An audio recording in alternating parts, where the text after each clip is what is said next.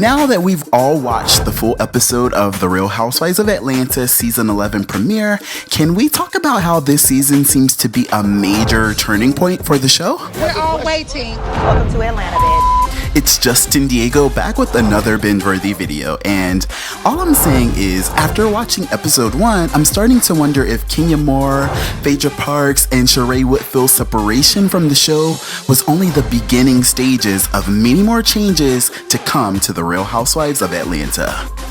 If you watched the episode, you know that Cynthia and Porsha have both fallen hard for their new men. Eva Marcille has a new ring, a new baby, and a new peach, and I'm kind of here for it. I feel like Eva is going to be bringing all of the shady confessionals and all of the stuff that we wanted her to bring the first season, but I guess she told Bravo, I'm not bringing out the personality until you bring out the peach. And that's exactly what they did. And if you're like me, you're still choked up about this scene with Nene and Gregg Leakes that really added some substance to the show on Sunday night. I wrote a note to my doctor and I told him to get it to you if I didn't come out. Babe. Sorry.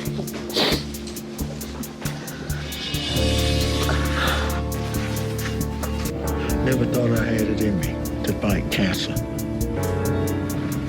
Now, I'm gonna beat cancer's ass. Switching gears a little bit, Kandi Burruss is living her best life right now, trying to balance being an R&B superstar while being the best mom that she can be, and Riley is so not having it. You used to say you wanted a little sister.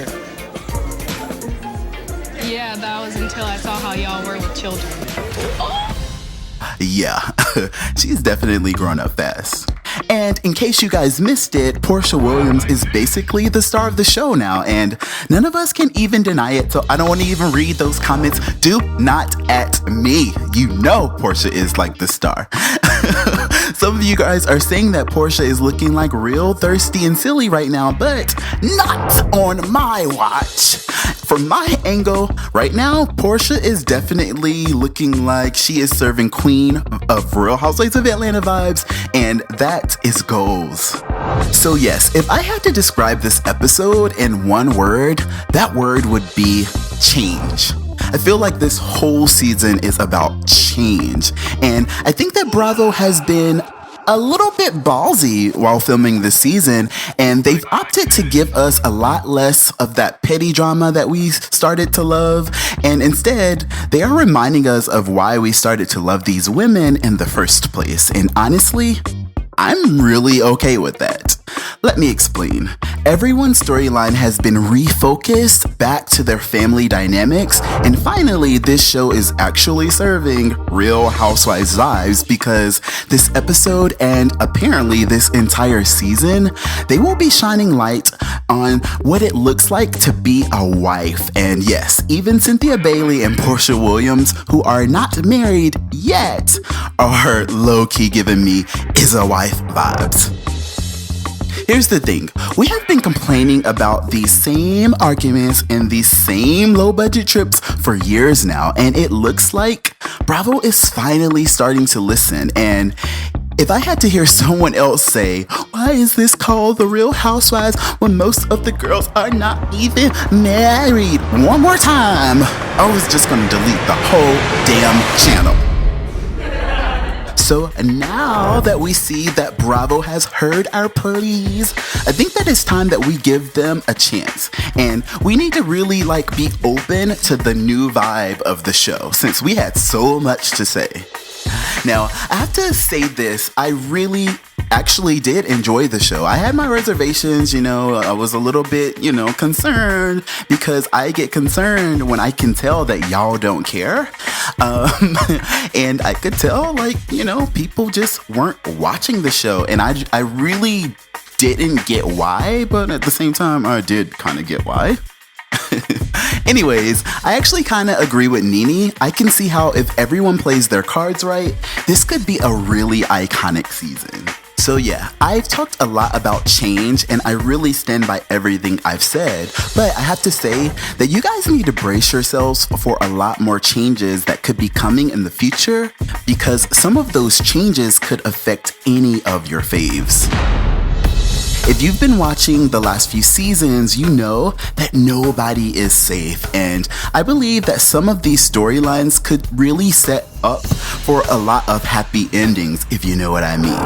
Now, if Bravo finds that the fans still don't care, some of those happy endings could maybe even not be as happy as others, but I could totally see 50 Cent opting to run off to LA to live her best life with her new boo Mike Hill, especially if the rumors of Sheree and Kenya Moore being offered ridiculously low offers in order to get them to not come back holds to be true. And honestly, I love Kandi Burruss so much, but when I saw her receiving such an honorable award at the ASCAPs and joining such a noteworthy group of people who've won that award in the past, I started to wonder if Kandi was starting to outgrow this platform. And you know what I mean? I know that Bravo definitely has been her ride or die, and they've given her several spin-offs, and Kandi has grown with this show. But at what point does Bravo let Kandi spread her wings and fly, right? I mean, maybe I'm overthinking it, but I feel that Kandi is extremely talented, and with the episode 1 and the way that they set things up, I really wouldn't be surprised if Bravo is already thinking about, what to do if Kandi decides that she's outgrown this drama-filled platform. Now, as for Porsha Williams, her happy ending is obviously imminent, but instead of Bravo sending Porsha off, I feel like it may have been a scheme that Dennis set up to come to Bravo with the BS. I'm just kidding, but let me ask you guys this. Doesn't it feel like Bravo is pulling out all the stops here and really trying to give us everything we need to fall in love with Porsha and her new man, Dennis McKinley? Think about it. I wonder if she's being set up for a spin-off special, or if I'm just way too woke for my own good over here. Seriously, let me know what you guys think, because I can do the absolute most, but at the same time, 98.99999% of the time, I really be peeping game. Now, all I'm saying is that Porsha Williams could absolutely be down for at least 3 or 4 episodes of her own little show about her wedding, maybe her pregnancy or whatever, because if y'all are like me, I've got my pen and paper out and I am taking notes and, word for word. And at the top of my notepad, I've highlighted my title for the whole damn notebook. And in bright green highlighter, it says, How to Get Saved 101.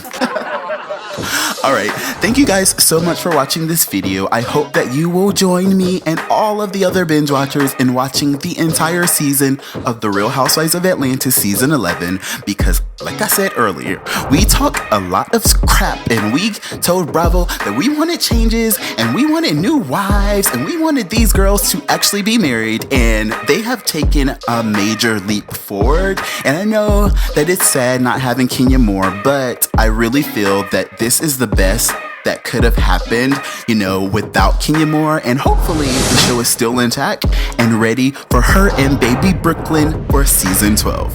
Thanks again so much for watching. I really appreciate you guys. Make sure, if you haven't already, subscribe to this channel, and I will see you guys on the next one.